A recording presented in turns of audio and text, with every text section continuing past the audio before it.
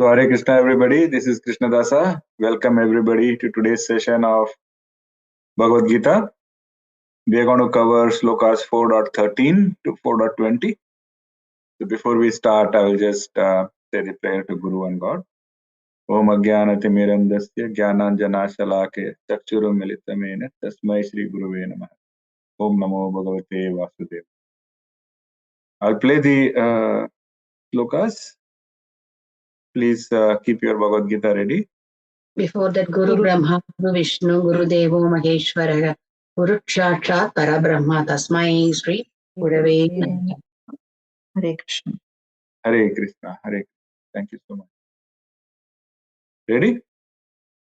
Bhavati karmaja chaturvarnyam maya srishtam gunakarma vibhagashah tasya kartaramaphi ma vidhya kartaramavyayam namam karmani limpanti name karma phale spruha iti mam yobhijanati karma bhirna sabadhyate एवं ज्ञात्वा कृतं कर्म पूर्वैरपि मुमुक्षुभिः कुरु कर्मैव तस्मात् त्वं पूर्वैः पूर्वतरं कृतं किं कर्म किमकर्मेति कवयोऽप्यत्र मोहिताः तत्ते कर्म प्रवक्ष्यामि यज्ञात्वा मोक्ष्यसे शुभात् कर्मणो ह्यपि बोद्धव्यं च विकर्मणः अकर्मणश्च बोद्धव्यं गहना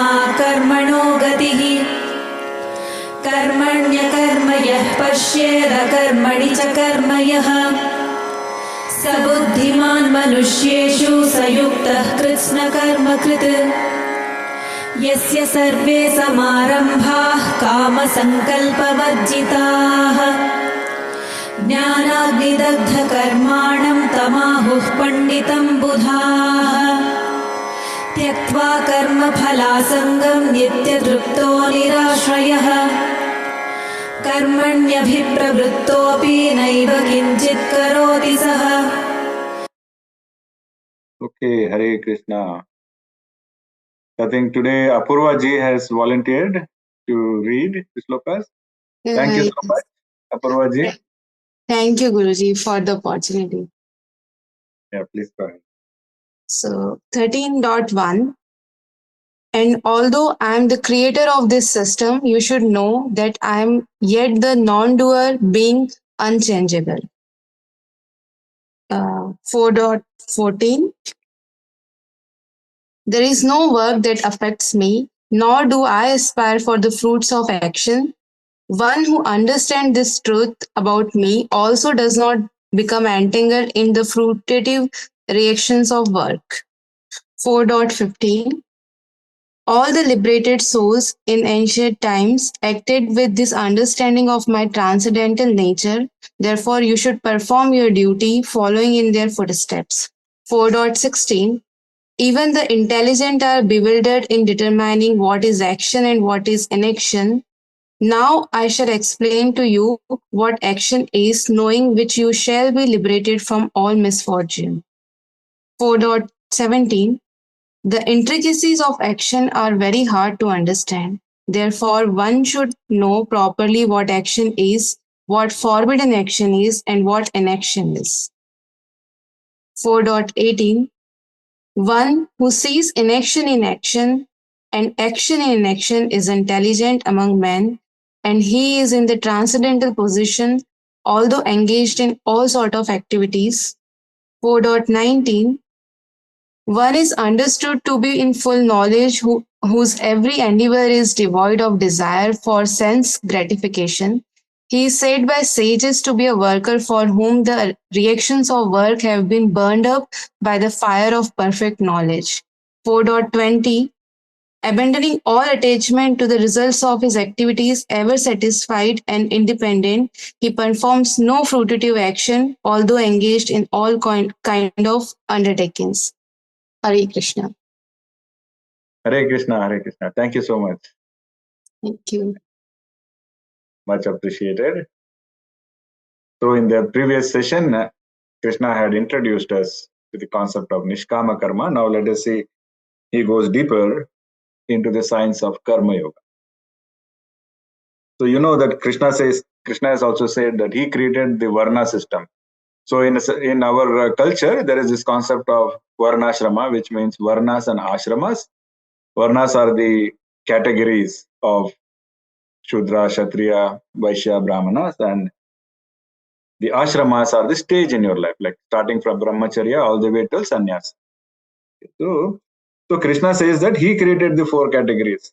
But what Krishna says, he created those categories based on people's qualities and activities. He doesn't say based on where they are born. So it was not something that people are condemned to.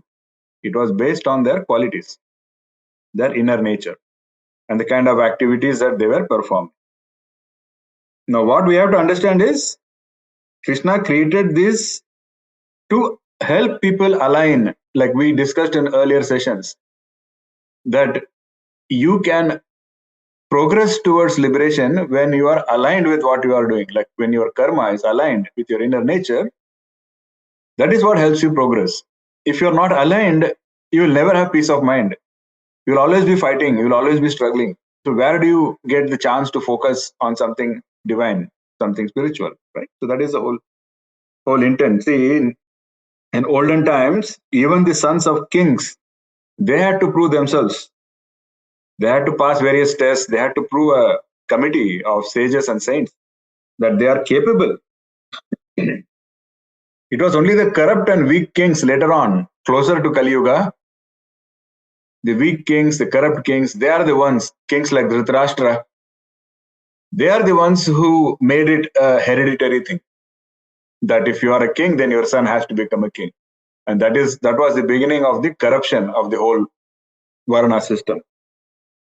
You know, a great example is Chandragupta Maurya. I am sure most of you have heard this name. Very, very great warrior. Chandragupta Maurya is a great.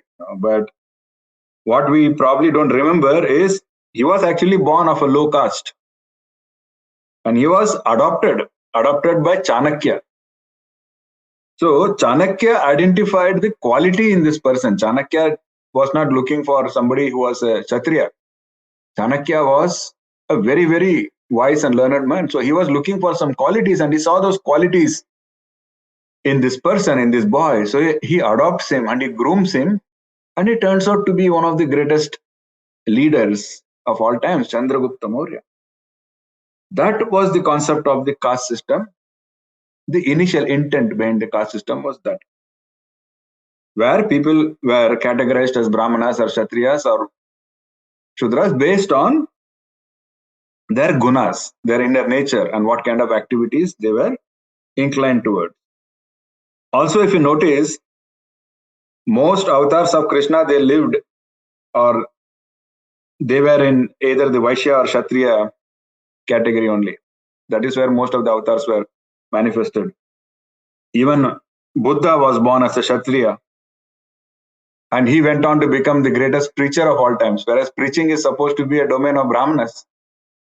Brahmins are supposed to preach, but Buddha was a Kshatriya, and he became the best preacher the world has ever produced. Right? So these are all the things that we should also look at and understand, that what the intent was and how it was actually helping humanity when used the right way. So one of the things we have to understand now is, just because somebody is born to a Brahmin family, it doesn't make them proud. You shouldn't be proud of that. And at the same time, just because somebody is born in lower caste, they shouldn't feel inferior, because that is not really aligned with the intent of those caste systems at all. What is important is, how do we cultivate our gunas and how do we conduct ourselves? So we may be born to a Brahmana, but if you are full of vikaras, that is what we should be ashamed of. So, because our ultimate success and progress on the spiritual path depends on our gunas. Didn't Krishna say that earlier? It depends on your gunas, it depends on your inner nature. And when we combine that with faith and devotion, that is when we progress, not just because we are born to a certain. So very, very important message And Krishna also says that this Maya is my own energy. Some of the students, they were reading Upadesha Mitra yesterday, and Deepali, you remember what are the three energies of Krishna? Do you remember? Can you tell us? I don't know the Sanskrit name, but I know the English word, the spiritual energy, Lakshmi and Radha, and Yes. the material energy, that is we human beings, and the last one is, I know the Material. material energy. Yeah. Yes, you're right. You're right. So Krishna himself has said that he has these different energies, and Maya or Yoga Maya is Krishna's material energy. So why are we talking about that? Because Krishna himself has said that although I am the creator of Maya, I am not impacted by Maya. So just like that, although Krishna created the caste system, he is above all the castes. The caste system doesn't bother him because, as you know, he has been different castes even during his own birth. First he was a cowherd, and then he became a statesman and a king and all of that. And he is also a perfect soul who is above the laws of karma, and he is not bound by any cause and effect. So we have to know all of this. We have to understand all of this before we blindly look at, oh, Krishna did this, so I will also do that. It doesn't work like that. Okay, like this morning we were studying one example. So there was a question Ekansh used to ask, and he missed that session. Baba made him miss that session today. So Baba tells somebody very jokingly, because there is this one high caste guy who is looking at Baba, and Baba is eating onion, and onion is supposed to be tamasic, and Baba is eating that with roti. And so Baba knows that this guy is having some issues with it. So Baba says, only he who can digest the onion should eat the onion. So that is the message. So we cannot just blindly say, oh, Krishna did this, so why can't I do? Because Krishna can digest iron, he can digest many things. Can you? So this context is very important. If we don't have the context, then we will not be able to understand Krishna's Leelas. That is why we are reading about this here. And in chapter 3, we read that the sages and saints who are self-realized, they are content in the Atman. And they are qualified to give up all action.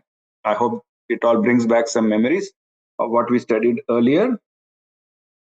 So we should ask the question, if Krishna says that these perfect saints who are self-realized, they have already gone above the need for performing actions, the question we should ask is, then why do they still perform various activities? For example, Vedavyas. Vedavyas was a very elevated soul. He was a perfected soul, self-realized soul. Why did he still go and spend all the time, categorizing the Vedas or writing the Mahabharata? Why? The reason is they want to serve God.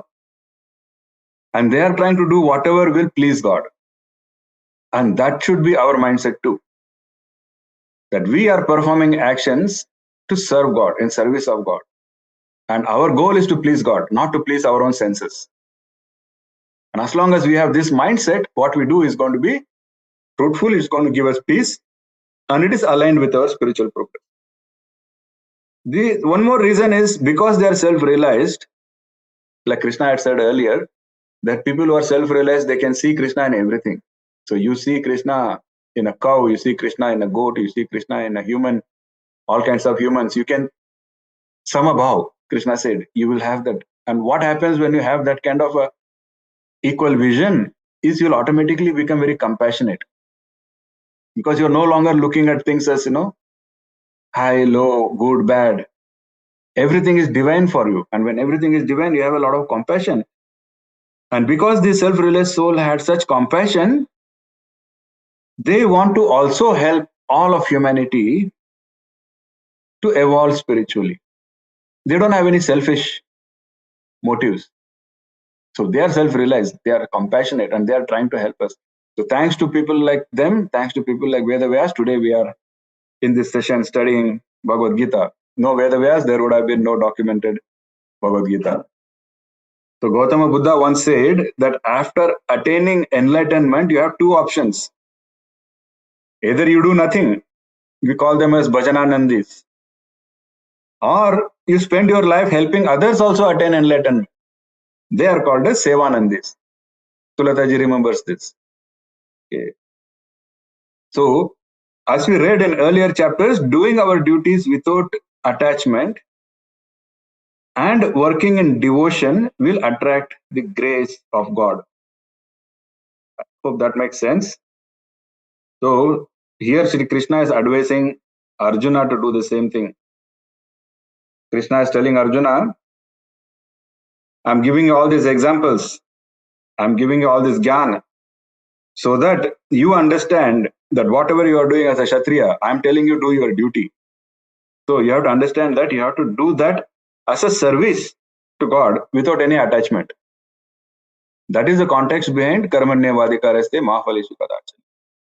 Like, don't fight because you want a kingdom. Don't fight because you want your enemies to be dead. Don't fight because you have hatred in your mind.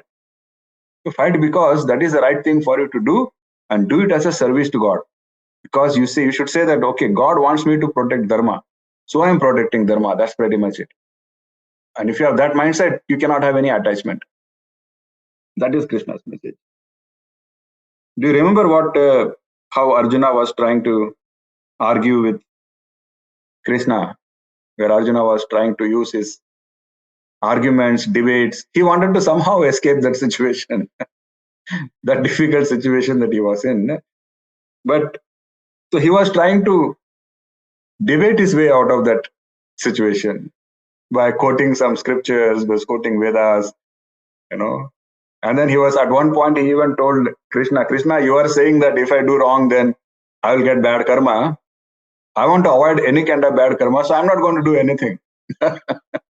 Krishna says, very smart. You cannot cheat the system like that, because even today, if somebody is drafted into a national game, like let us say you are a national rugby player, just standing in the field without doing anything is not an option. I mean, you can say that, if I make a mistake, the other team will win. That is why I'm choosing not to do anything. That's not an option. You are in the team, your job is to play. You have to play the game. Just like that, we are in a human form. We have to play the game of life. There is no escape. So Krishna says that even learned sages, sometimes they are very confused about this whole topic. I know some of you are confused. Even I have been confused a lot in the past. This whole concept of action, inaction.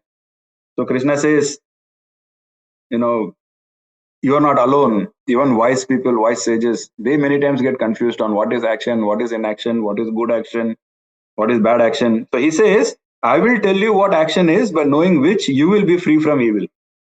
And I will give you a philosophy by which you can do all action without being bound by those actions. So wonderful.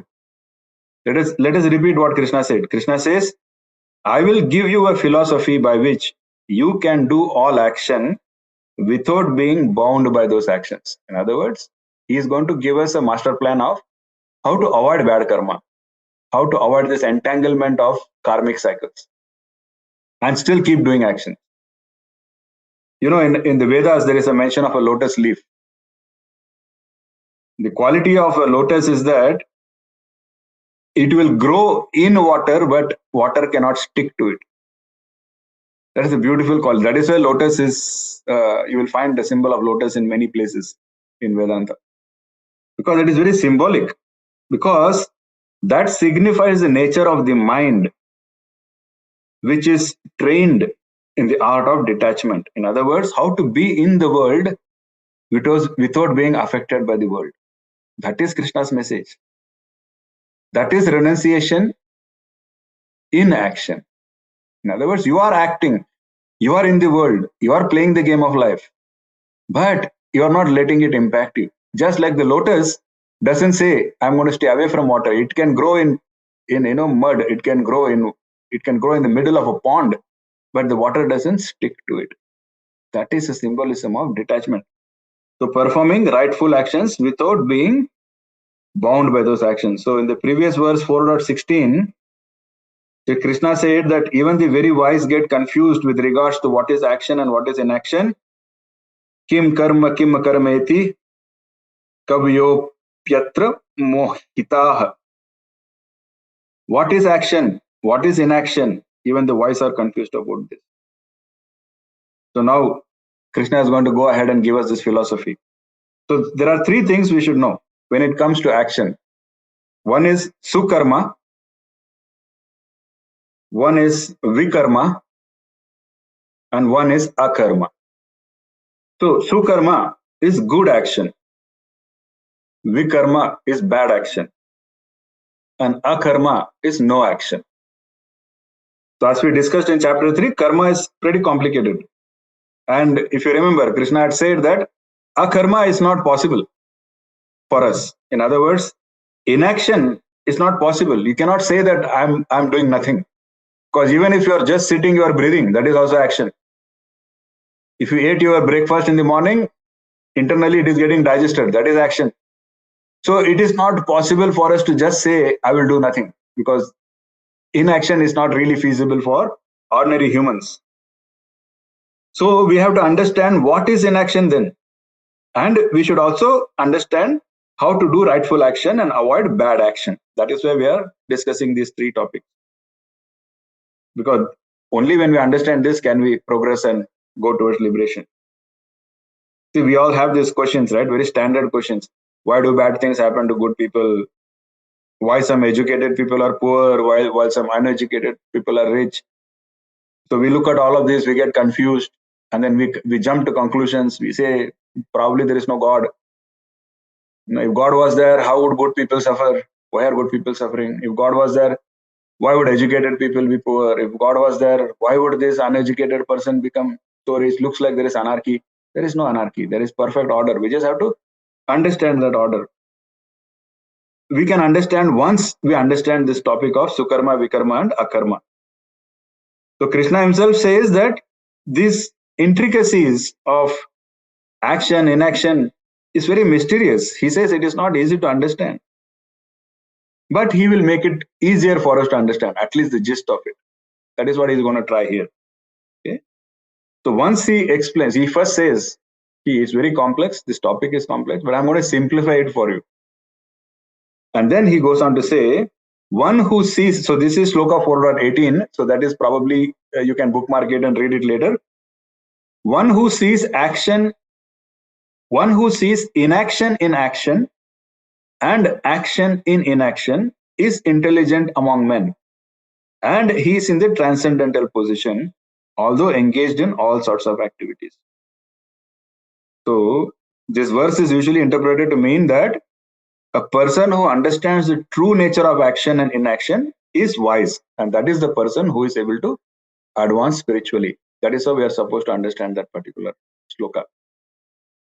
So that is where the Nishkama Karma part begins, the beginning of Nishkama Karma. So seeing action in inaction, it refers to recognizing that even when we appear to be inactive, that is what we just explained right now, we are still performing some action. You are with me? You understand this part, right? Okay. On the other hand, seeing inaction in action, that refers to understanding that we are performing our duties without attachment to results. So we are effectively inactive because you are not creating any new karma. See, beautiful, profound philosophy.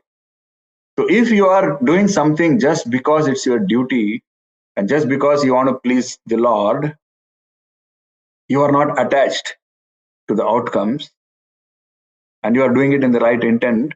If you do that, Krishna has promised that you are not going to get any karmic results, correct?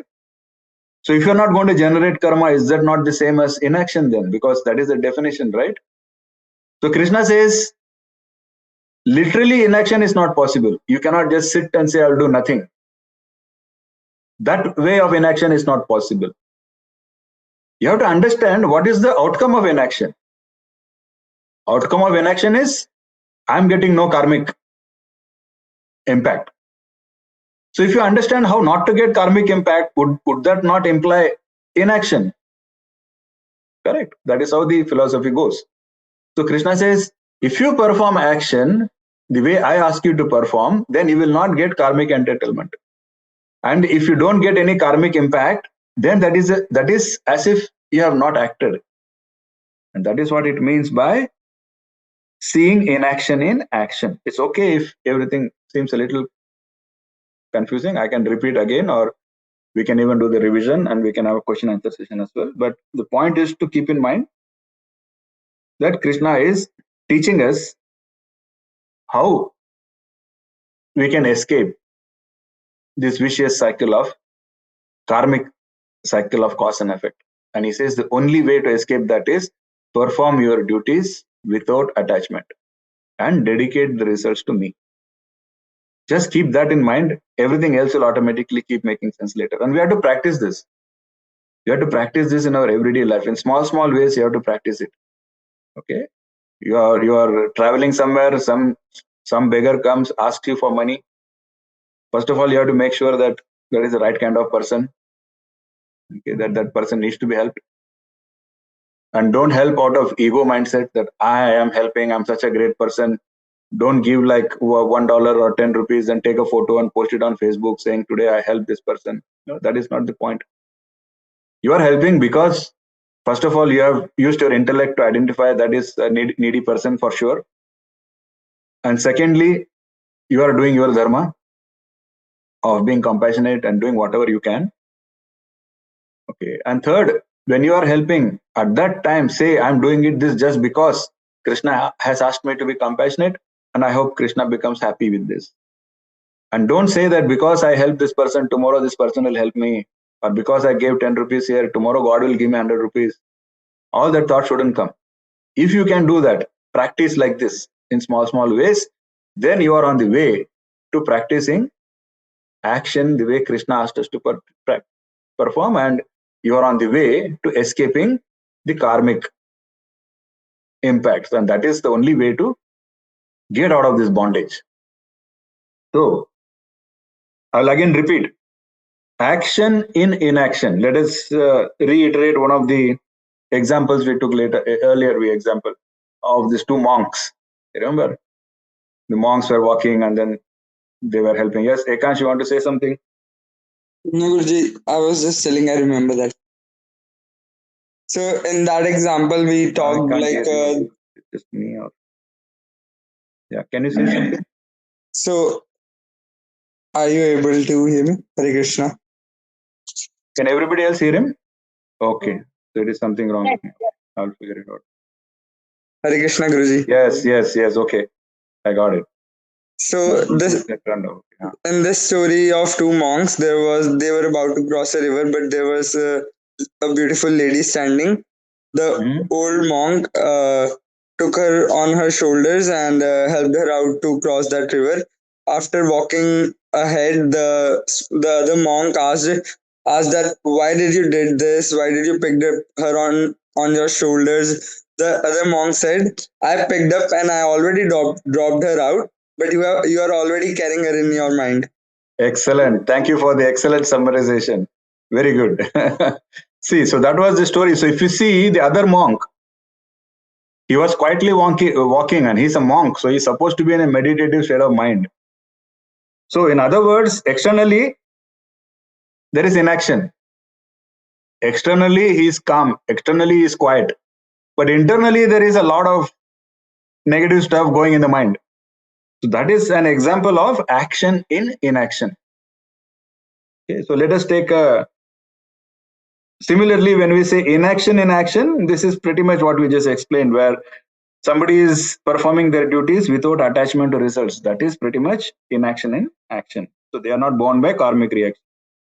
The whole of chapter 2 and a good part of chapter 3, or the other way around, the whole of chapter 3 and a good part of chapter 2, Krishna spent explaining this aspect of karma yoga, how we can perform actions without being bound by them. And this is the only way to engage in inaction. There is no other way. And another very important thing we saw previously, I think Poonamji took notes also at that time, is no action is not equal to no reaction. Very important to consider this. Very important to keep this in mind. So Krishna is asking us to approach it from the other direction. What is the other direction? In other words, you cannot try to have no action just so you can have no reaction. Krishna says it won't work. And then we discussed in the universe, everything is a law. So if A equal to B, B has to be equal to A. So Krishna is saying, approach it from the other direction and say that my goal is no reaction. And once you reach that goal of no reaction, automatically it is as if you did no action. Very profound. I mean, so profound. That is what Krishna is teaching us. That pretty much sums up the concept of Nishkama Karma Yoga. So it sounds like a big term. Some saint, some sage will come and Pandit will come and say, Nishkama Karma Yoga Karo. What does it mean? All that means is this one word or one sentence is focus on no reaction. And the only way to get no reaction is perform action without attachment and dedicating the results to God. If you understand this, you have pretty much understood Nishkama Karma Yoga. Okay, and that should be our goal. So, therefore, when we perform Nishkama Karma and free from the desire for material pleasures, we will be burning the reactions in the fire of this divine knowledge. See, now you may be again able to better understand 2.47. Another perspective, another angle to it. Karmanyavadikara. See, now it will again make sense why Krishna said, Karmanyavadikara, say you have a right to action. Ma phaleshu kadachana. Not to the results of your action. Don't be attached. And also, what did he say? Sangotsava karmani. In other words, he said, don't be attached to inaction. So all of this science he put in one shloka. He said, focus only on rightful action. Don't be attached to the results. And don't be attached to inaction. Because you cannot literally have inaction. See, so he summed up Nishkama Karma Yoga in that one shloka. That is why that shloka is so popular. So we will see that one shloka, just that one shloka itself, you will see how many different angles and perspectives we can get on it. Now just imagine Bhagavad Gita has 700 shlokas, out of which I think around 540 were spoken by Krishna. Imagine how much study it's going to take us to actually understand that in its wholeness, right? But everybody is very busy just focusing on, he was playing a flute, he was going around with girls.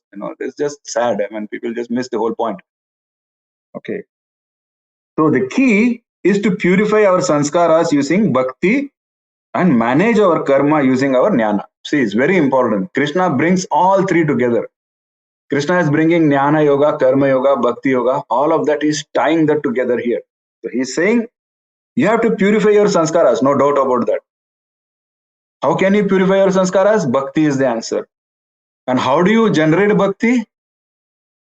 Is by doing karma without attachments. In other words, Nishkama Karma. And what is Nishkama Karma? That is karma that you perform with jnana. Because you are not just performing action, but you are performing with the knowledge on how to perform. Beautiful, right? So he's tying all of this together here in one place. So the real secret here is to understand that it is the state of mind that determines what is inaction and what is action. That is what is important. And understanding that karma basically means action with reaction. Whereas akarma actually means action without reaction. So instead of thinking of akarma as inaction and trying to pursue inaction, you think of akarma as action that does not give you a reaction and pursue that. So in Bhagavad Gita, Shri Krishna will also emphasize upon the importance of bhakti and knowledge in managing your karma. That's what we just discussed.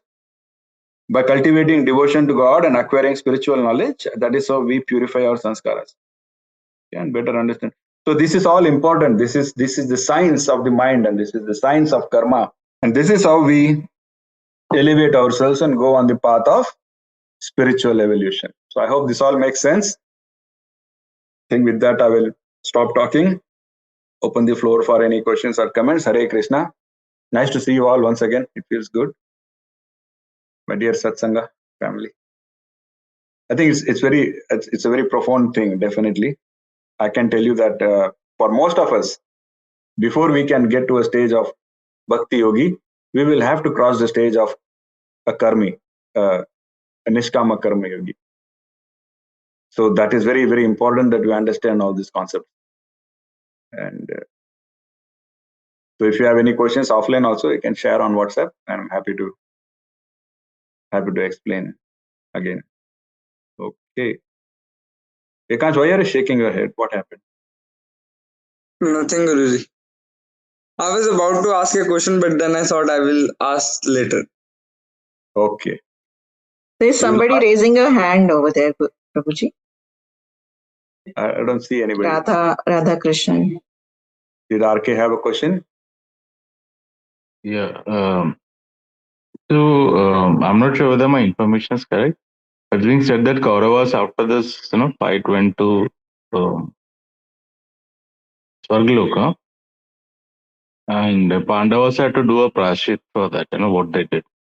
So if it was with unattachment, as we say, why this situation arise? If it was like they did not put their mind into the karma, they just went ahead with what Krishna told. Why was this the outcome of that action? Yeah, so we have to read the entire story for that, RK. So the explanation is in that story itself, but basically that story is given to reiterate the fact that this whole science of action, inaction, karma, it's very complicated and complex. So as you rightly pointed out, just because it looked like Pandavas were doing the right thing doesn't mean they are entitled to heaven. And just because it looked like the Kauravas did something wrong doesn't mean they were entitled to hell, and so on and so forth. So it's very complicated. It's very complex. But of course, the story goes on to say that it was temporary. After some time, they again went back to Swargaloka and all of that.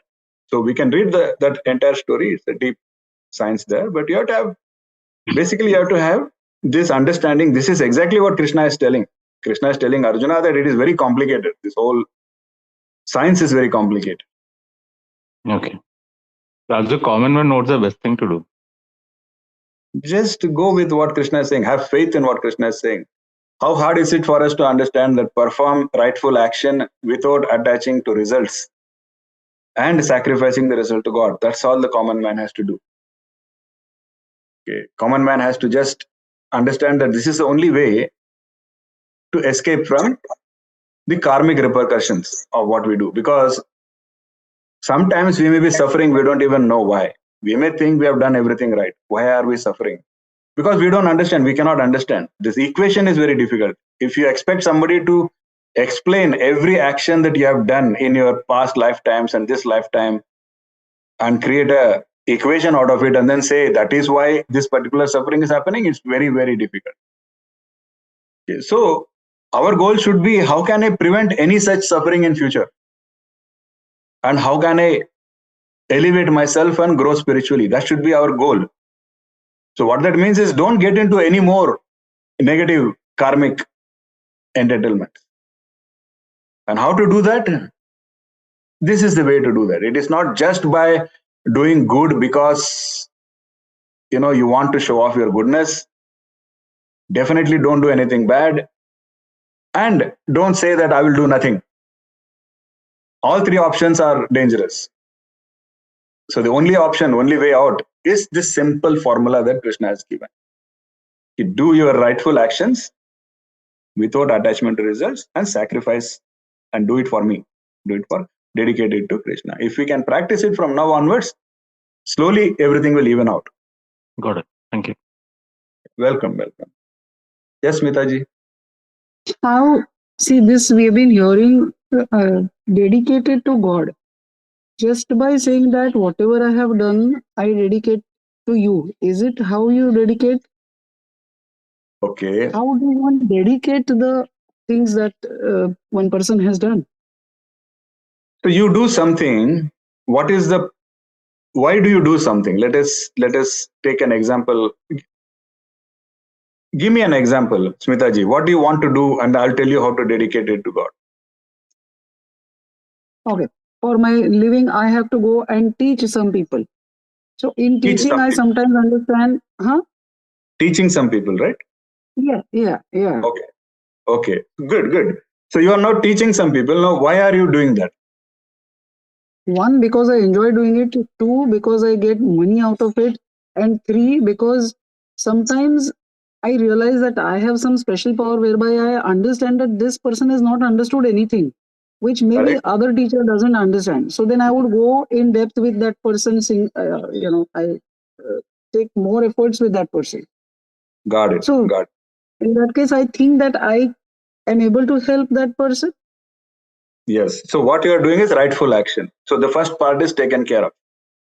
Now the second part Krishna says is, don't get into attachment. Don't say that now I have taught this person, now I have to get punya for this, or I have taught this person, now this person has to respect me for this. There are million things that we can attach that action to. All you have to say is, I am teaching because that is rightful action for me. And if something good comes out of it, I am sacrificing that to Krishna. I'm not going to take it. Okay, even if some elevated soul comes and tells you that Smitaji, you teaching this person is going to give you like 10 kilos of good karma, then you have to say, okay, I'm donating that 10 kilos to Krishna. So that is what Krishna means by not being attached to the outcomes. Okay, whatever it is, just say I'm sacrificing that to Krishna, because when you do that, you are saying that I'm sacrificing the outcome to Krishna. When you do that, even if the outcome is negative, that also gets Krishna accepts. And he frees you from that. Because you or me as mortals cannot be very sure of whether what you are doing is definitely going to result in positive or negative. For example, let us say one of your student, you are teaching physics. Let us say one of your student later on goes on and uses that knowledge to build an atomic bomb. You could never have imagined that. That's not in your hands. That's not in your control. Now, do you want to take the negative karma of the million people killed because of the atomic bomb he created using the knowledge you imparted? So it's very complicated. So you may think, oh, I did a good job. I taught this person, but before that person could do anything bad, you probably died. And in the next birth, you are suffering some bad karma and you are saying, why? See, so these are things so complicated. So Krishna says the easy way out is, when you are teaching, say that no matter what the outcome, positive or negative, I'm sacrificing to you, Krishna. So if it is positive, you take it. If it is negative also, please handle it. So that is what Krishna means by without attachment. I hope that makes sense, Mitaji? Yeah, kind of. Yeah. I mean, if I have to tell you personally, when I used to do something good to some people, I would find that my child was abroad, and some good things used to happen to her. So I started thinking that it is because, the attachment, that because I have done something good, my child immediately gets the benefit of it. I could just see the result. So I started thinking that इसी की वजह से ये हो रहा है. So maybe even thinking like that is wrong. Yeah, that is what Krishna is saying, because Krishna is saying don't be attached. Don't say that I will do good because it's going to help my daughter, because you are not in control. You don't know that what you do is necessarily good. You may think it is good, but it may have so many parameters attached to it that later on it may become bad. Correct? And you don't want that to negatively impact your daughter. So yeah, just do good for the sake of good. If it helps your daughter, that is a bonus. But that shouldn't be the goal. Yeah. Understand. Okay. Nice, excellent. Okay then. Just a last question, sorry. How come if a person is doing a business, right? How come he sacrifices the thing? Because if a person is doing business, he's doing it to earn profit, right? Eventually, if I'm starting my own business, I'm doing to get more profit, more money, so that I can buy more home, to fulfill my wants, actually desires, right? How can I sacrifice it to the God? First of all, why do you want to do a business just to make money? I mean, there is a disconnect there, right? I mean, you can always say I'm doing a business which will also have a positive impact on people. If money should be just a side. It should be it can't be the goal, right? And so what Krishna is saying, of course, you cannot, when you do a business, say that I'm doing a business, is it rightful action? That first part has to be fulfilled. If you're saying I'm doing a business only to make money, then you're failing the first part itself. So the question of how do I sacrifice is the second part, right? Is it rightful action first? So your business itself has to have the right purpose. And if it has a right purpose, it will have a right outcome. And that right outcome is sacrifice to Krishna. That is how you look at it. Money and all is just material. That is just residual outcomes. So if one is running a restaurant, he started that business. Everybody, it's like when you study something or some business subject, they say you are starting a business to earn money, to earn profit. So that's how it has totally fit into your mind, and I want to change it around. How can I do that now? See, for example, take the example of Lijjat Papad, one of the most successful brands in India. They made billions of rupees. But was that the goal? Do you know how it started? It was started by a small group of women. They wanted to support these women. They wanted to make these women self-reliant. Otherwise, these women would have had a bad life. So there was a very good purpose for that, for them to start. It is a business, yes. They would want it to be profitable. But money was not the goal for that business. The business was women empowerment. There was a noble cause. Just like that, my advice to you is, if you start a restaurant, let there also be a good goal. Say that in this area, people don't get good food. I want to focus on good quality food. I will use good quality materials. I'll make sure that people are healthy here. Why can't you have all those rightful thoughts? When I want to just make money is a very shallow, we have to rise above that. And once you raise above that, once you have this right intent, then you are performing rightful action. Then sacrifice whatever punya is going to come, whatever good karma is going to come, whatever is going to come, just sacrifice that and say that I don't want credit. I'm not doing it because I get good punya. I'm doing this because Krishna is going to be happy that I did this. So that mindset will take you far. And your business will automatically succeed, of course. See, even in the modern, if you follow the right successful people, even in modern material world, people have said that you have to focus on excellence. Money will follow. If you focus on money, excellence will not follow. That is the whole thing that even Krishna has said, that do rightful action. That should be the goal. Hope that makes sense, Ekanshji. A lot. More clarity. Thank you. Thank you so much. Just last more thing. It's like I was watching some Instagram reel and they were talking, if you're selling meat or you're cooking up meat and you're going to have really bad karmic account. It's the same my grandmother says, like we are into a restaurant business from past 45 years, but she never allowed us to sell chicken, meat or anything. It's totally pure vegetarian restaurant. And never any beer, no alcoholic drinks, because she thinks that is putting a bad impact on the society. But if I am working in an industry that is selling a chicken or something, beef, so now she's really sad that why he's working in that industry. So how can you change? I cannot give you career advice in this forum. All I can say is, let's have an offline discussion. But at the end of the day, your motive should be very clear on why you are working wherever you are working. If you are telling me I'm working there so that I get extra money, there is a problem right there. But other alternatives, we'll have to look at that also, right? So yeah, this is going to be a very specific discussion I'm happy to have with you, Ekansh. And unfortunately or fortunately, I'm more on the spiritual side, so I'm not a very successful businessman. So don't depend on my advice to succeed in your business.